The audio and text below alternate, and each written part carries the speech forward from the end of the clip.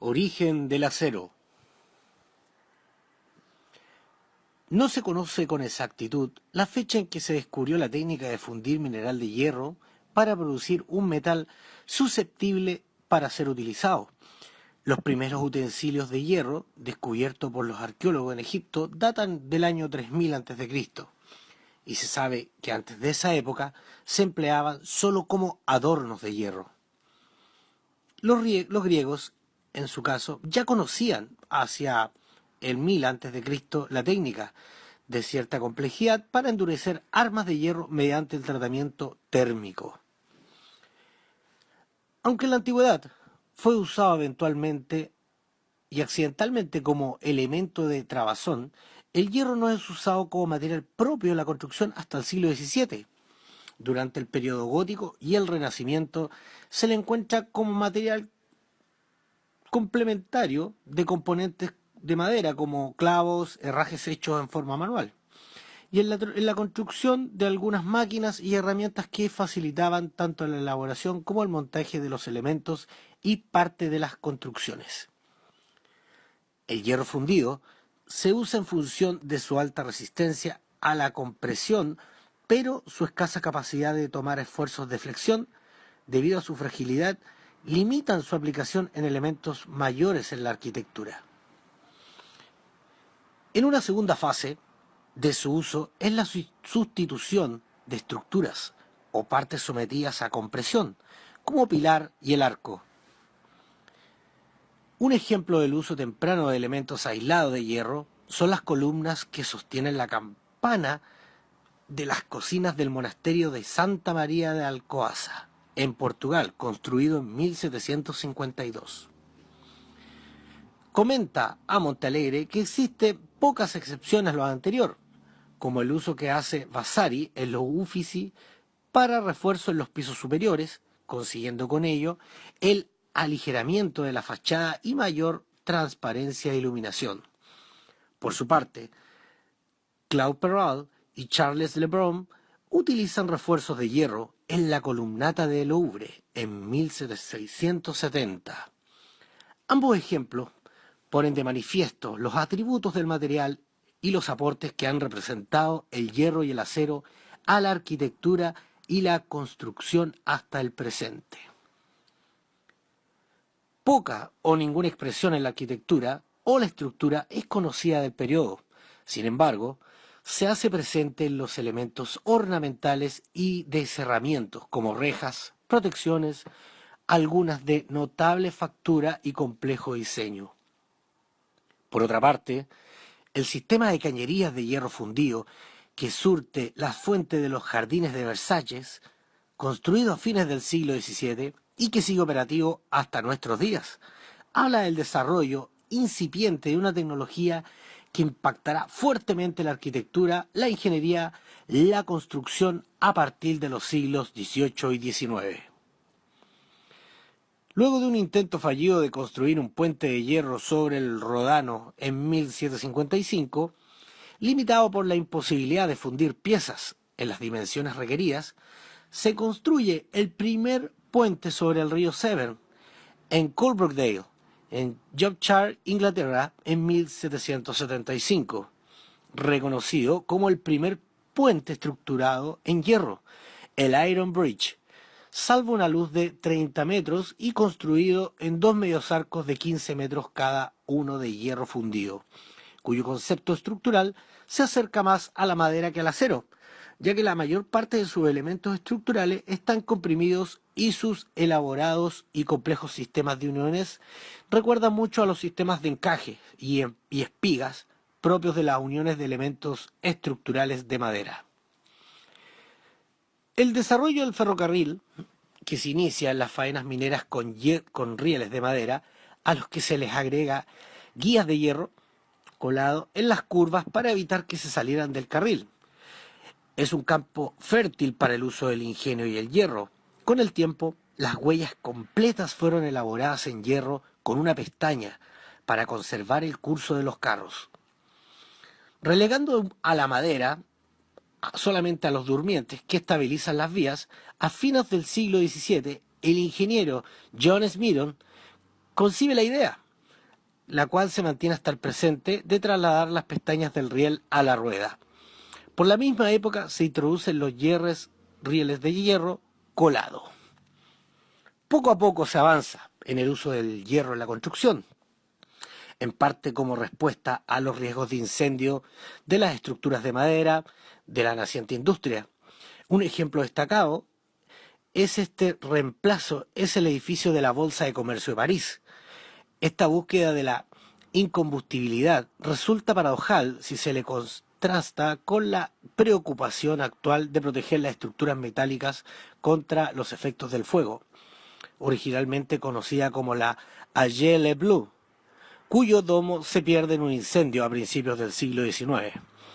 La cúpula del edificio es construida en hierro en 1811 y en 1888 se transforma en la Bolsa de Comercio. Composición química del acero. Acero es una aleación de hierro y carbono que contiene otros elementos de aleación, los cuales le confieren propiedades mecánicas específicas para su utilización en la industria. Aunque el carbono es el elemento básico a añadir al hierro, los otros elementos, según su porcentaje, ofrecen características específicas para determinadas aplicaciones. Dentro de sus componentes podemos destacar el aluminio. El aluminio es usado principalmente como desoxidante en la elaboración de acero. También reduce el crecimiento del grano al formar óxidos y nitruros. Azufre.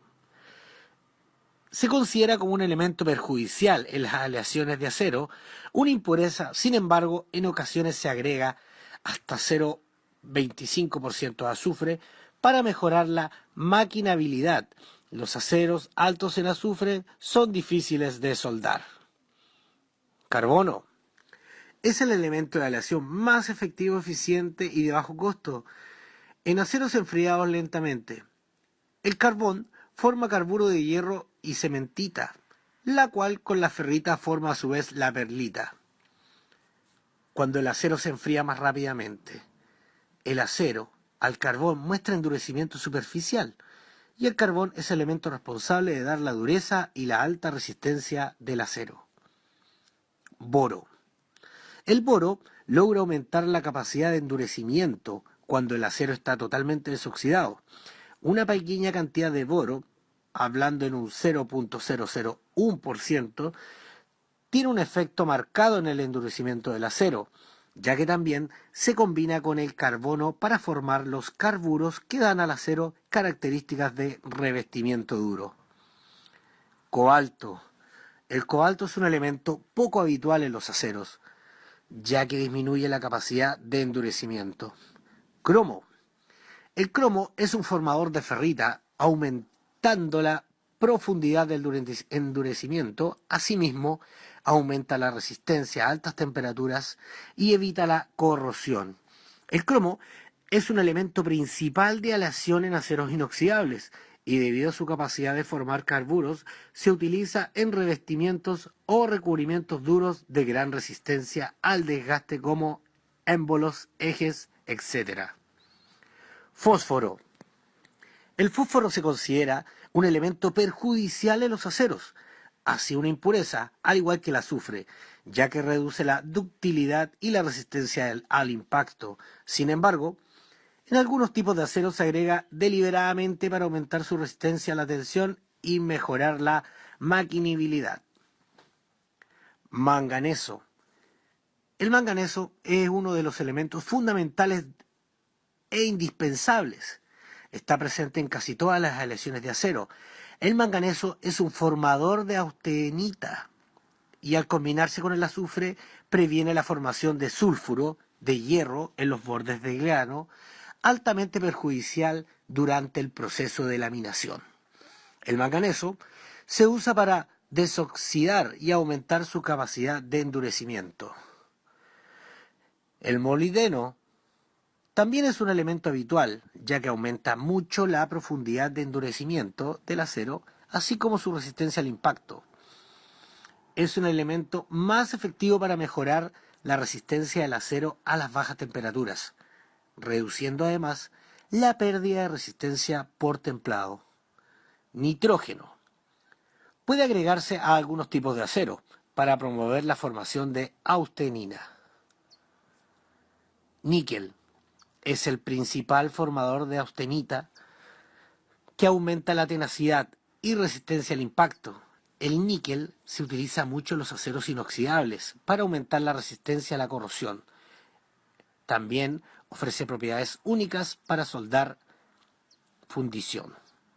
Plomo es un ejemplo de elemento casi insoluble en hierro. Se añade plomo a muchos tipos de aceros para mejorar en gran manera su maquinabilidad. Acero. El hierro proviene principalmente del mineral hematites, que es Fe2 o Fe3 u óxido férrico. En los altos hornos se trata con carbón para quitarle el óxido y liberar el metal de hierro o a radio. En el proceso se forma dióxido de carbono, CO2. También se le añade caliza, carbonato de calcio, para liberar las impurezas del sílice contenidas en el mineral.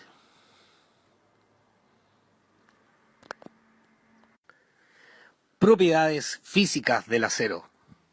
Aunque es difícil establecer las propiedades físicas y mecánicas del acero, debido a que éstas varían con los ajustes en su composición y los diversos tratamientos térmicos, químicos o mecánicos, con los que pueden conseguirse aceros con combinaciones de características adecuadas para infinidad de aplicaciones. Se puede citar algunas propiedades genéricas, como su densidad media es de 7.850 kilogramos metro cúbico. En función de la temperatura del acero se puede contraer, dilatar o fundir. El punto de fusión del acero depende del tipo de aleación y los porcentajes de elementos aliantes. El de su componente principal, el hierro, es de alrededor de 1510 grados Celsius, en estado puro, sin alear. Sin embargo, el acero presenta frecuentemente temperaturas de fusión de alrededor de los 1375 grados Celsius y en general la temperatura necesaria para la fusión aumenta a medida que se aumenta el porcentaje de carbono y otros aliantes, excepto las aleaciones auténticas que funden de golpe. Por otra parte, el acero rápido funde a 1650 grados Celsius. Su punto de ebullición es de alrededor de 3000 grados Celsius. Propiedades mecánicas del acero. Tenacidad. Es la capacidad que tiene un material de absorber energía sin producir fisuras. Resistencia al impacto. El acero es un material muy tenaz, especialmente en algunas de las aleaciones usadas para fabricar herramientas. Ductilidad. Es relativamente dúctil. Con él se obtienen hilos delgados llamados alambres. Un aumento en la temperatura de un elemento de acero provoca un aumento en la longitud del mismo. El acero se dilata y se contrae según un coeficiente de dilatación, similar al coeficiente de dilatación del hormigón, por lo que resulta muy útil su uso simultáneo en la construcción, formando un material compuesto que se denomina hormigón armado. Maleabilidad. Se puede obtener láminas delgadas llamadas hojalata. La hojalata es una lámina de acero entre 0,5 y 0,12 milímetros de espesor, recubierta generalmente de forma electrolítica por estaño. Maquinabilidad. Es la facilidad que posee un material que permitir el proceso de mecanizado permite una buena mecanización en máquinas, herramientas, antes de recibir un tratamiento térmico. Dureza. La sensibilidad promedio del acero es de 7850 kilogramos M3. Es la resistencia que ofrece un acero para dejarse penetrar. La dureza de los aceros varía entre la del hierro y la que se puede lograr mediante su aleación u otro procedimiento térmico o químico, entre los cuales quizás el más conocido sea el templado del acero, aplicable a aceros con alto contenido en carbono, que permite, cuando es superficial, conservar un núcleo tenaz en la pieza que evite fracturas frágiles. Aceros típicos con alto grado de dureza superficial son los que se emplean en las herramientas de mecanizado, denominados aceros rápidos que contienen cantidades significativas de cromo, wolframio, molibdeno y vanadio. Los ensayos tecnológicos para medir la dureza son Brinell, Vickers y Rodwell, entre otros. Uso y aplicaciones del acero. Una relación completa sería imposible, desde el objeto más corriente hasta el instrumento más sofisticado. Desde lo microscópico, piezas menores de 1 gramo en los micromotores de relojes eléctricos, hasta lo gigantesco, cubas de metanero, capaces de alojar el volumen del arco del triunfo. El acero está en el origen de la infinidad de productos elaborados por la industria humana. El acero, en sus distintas clases, está presente de forma abrumadora en nuestra vida cotidiana, en forma de herramientas, utensilios, equipos mecánicos y formando parte de electrodomésticos y maquinaria en general, así como las estructuras de las viviendas que habitamos y la gran mayoría de los edificios modernos. En este contexto, existe la versión moderna de perfiles de acero denominada Metalcon. Los fabricantes de medios de transporte de mercancías, ya sean camiones, y los de maquinaria agrícola son grandes consumidores de acero. También son grandes consumidores de acero las actividades constructoras de índole ferroviario, desde la construcción de infraestructuras viarias hacia como la fabricación de todo tipo de material rodante.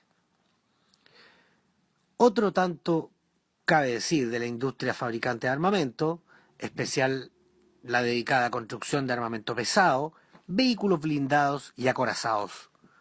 También consumen mucho acero los grandes astilleros constructores de barcos, especialmente petroleros, y gasistas u otros buques cisternas. Como podemos ver como consumidores destacados de acero, cabe citar a los fabricantes de automóviles, porque muchos de sus componentes significativos son de acero. La construcción de puentes o edificios, el acero puede tener múltiples papeles. Sirve para armar el hormigón, reforzarlos, los cimientos, transportes del agua, el gas u otros fluidos. Permite igual forma el armazón de edificios, sean estos de oficinas, escuelas, fábricas, residenciales o polideportivos. Y también vestirlos, fachadas, tejados. En una palabra, es elemento esencial de la arquitectura y de la estética de un proyecto. En el sector de la automoción, este sector constituye el segundo mercado acero, después de la construcción y las obras públicas. Chasis y carrocerías, piezas de motor, la dirección o de la transmisión, instalaciones de escape, carcasas de neumáticos. El acero representa del 55 al 70% del peso de un automóvil. En las comunicaciones, los componentes electrónicos utilizados en la informática o telecomunicaciones, así como los elementos funcionales del tubo de los televisores en colero, son piezas delicadas con exigencias particulares. Por ello se fabrican en aleaciones adaptadas a cada caso. La energía, el petróleo y la industria nuclear requieren infraestructura, equipos y redes de conductos de fluidos muy específicos. El acero se muestra como un material clave en un mundo que, como la industria química, debe hacer frente a numerosos desafíos. Medios altamente corrosivos, altas temperaturas, condiciones mecánicas altamente exigentes.